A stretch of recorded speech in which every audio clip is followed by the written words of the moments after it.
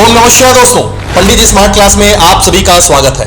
प्रत्येक भारतीयों के लिए पुनः गरिमामय क्षण आने वाला है। चंद्रयान 3 की सफलता के बाद इसरो सूरज पर एक नई स्पेसक्राफ्ट को भेजने जा रहा है जिसका नाम आदित्य L1 है, जिसे PSLV द्वारा 2 सितंबर को लॉन्च किया जाएगा। सबसे पहले जानते हैं L1 क्या है। L1 मतलब लिग्रेंजियन पॉइंट, जो सूर्य और पृथ्वी के ग्रेविटेशनल फोर्स का पोजीशन है, जो इनहांस्ड अट्रैक्शन और रिपल्सन रीजन प्रोड्यूस करता है, जो सूर्य के अनइंटरप्टेड 24/7 ऑब्जर्वेशन करने को फैसिलिटेट करेगा। पृथ्वी से आदित्य L1 की दूरी अर्थ और मून के बीच की दूरी मतलब 3,84,400 किलोमीटर से 4 गुना होगी। बहरहाल सूर्य आदित्य से बहुत दूरी पर होगा, जिससे हमारा पेरेंट स्टार मतलब सूर्य किसी प्रकार का आदित्य के लिए कोई खतरा पैदा नहीं करेगा। चलिए अब सूर्य के कुछ प्रॉपर्टीज के बारे में जानते हैं। सूर्य और पृथ्वी के बीच की दूरी लगभग 150 मिलियन किलोमीटर है और सनलाइट 3 लाख किलोमीटर पर सेकंड की स्पीड से ट्रेवल करती है, जो पृथ्वी पर 8 मिनट में पहुंचती है। सूर्य जिसका सरफेस टेम्परेचर 6000 डिग्री सेल्सियस है और जिसका आउटर सरफेस जिसे कोरोना कहा जाता है, उसका टेम्परेचर तो कहीं और ज्यादा होता है। अब यह कह सकते हैं कि सूर्य आयनाइज गैस से भरा एक धधकता हुआ गोला है। सूर्य का जो विजिबल सरफेस है वह फोटोस्फीयर कहलाता है। इसके अंदर एटमॉस्फेयर क्रोमोस्फीयर कहलाता है और मोस्ट इंपॉर्टेंटली इसका जो आउटर एटमॉस्फेयर है वह कोरोना कहलाता है। इन सभी पहलुओं पर आदित्य L1 का स्टडी फोकस होगा।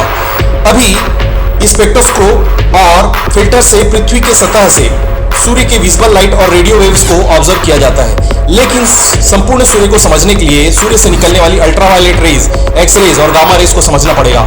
1957 के स्पेस क्रांति के बाद अमेरिका, सोवियत यूनियन और जापान के सूर्य के बारे में बहुत सी महत्वपूर्ण जानकारियां जुटाई है। इसी कड़ी में भारत की पहली सैटेलाइट आर्यभट्ट ने सूर्य का अध्ययन किया, लेकिन आदित्य L1 एक महत्वपूर्ण राष्ट्रीय मिशन है जो पूरी तरह से सूर्य अध्ययन के लिए समर्पित होगा। जब आदित्य L1 को पहली बार कंसीव किया गया तो इसका वजन 400 किलो था, जिसका लक्ष्य पृथ्वी की कक्षा से 800 किलोमीटर सूर्य के कोरोना का अध्ययन करना था। अब आदित्य L1 में विस्तार करते हुए इसका वजन लगभग 1500 किलोग्राम हो गया है। चलिए अब आदित्य L1 में शामिल इंस्ट्रूमेंट के बारे में जानते हैं। आदित्य L1 में 7 साइंटिफिक इंस्ट्रूमेंट्स हैं, जिसमें से 4 सूर्य के विजिबल, अल्ट्रावायलेट और एक्सरेज का अध्ययन करेगा, जो कोरोना के ताप को समझने में मदद करेगा, और शेष 3 साइंटिफिक इंस्ट्रूमेंट सूर्य के सराउंडिंग और कंटेंट्स का परीक्षण करेंगे। एक तथ्य यह भी है कि सूर्य प्रत्येक 11 वर्ष में क्रुद्ध होकर मेसिव अमाउंट्स में पार्टिकल्स और रेडिएशन थ्रो करता है और कोरोनल मास इजेक्शन होता है, जो अद्भुत मात्रा में गंभीर खतरनाक प्लाज्मा और मैग्नेटिक फील्ड से भरा होता है। अब यदि ये पृथ्वी की तरफ निर्देशित हो जाए तो यह सैटेलाइट को क्षति पहुंचा सकते हैं, जो ग्लोबल इकोनॉमी का बैकबोन है, और ह्यूमन स्पेस स्टेशन को खतरे में डाल सकते हैं और पूरी तरह से ब्लैकआउट मतलब अंधकार ही अंधकार।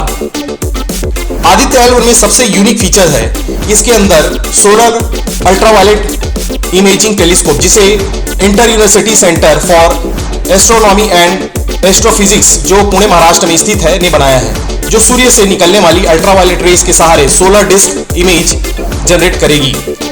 और यह पहला मौका होगा जब सोलर डिस्क के स्पेशल एस्पेक्ट मतलब पोजीशन, एरिया और साइज को रिजॉल्व करने का अवसर मिलेगा। Aditya L1 Indian institute of astrophysics के द्वारा बनाए गए कोरोनाग्राफ को भी कैरी करेगा, जो फोटोस्फीयर से आने वाले प्रकाश को ब्लॉक करेगा और आर्टिफिशियली सूर्य ग्रहण क्रिएट करेगा, जिससे सन के आउटर कवर कोरोना का अध्ययन किया जा सकता है।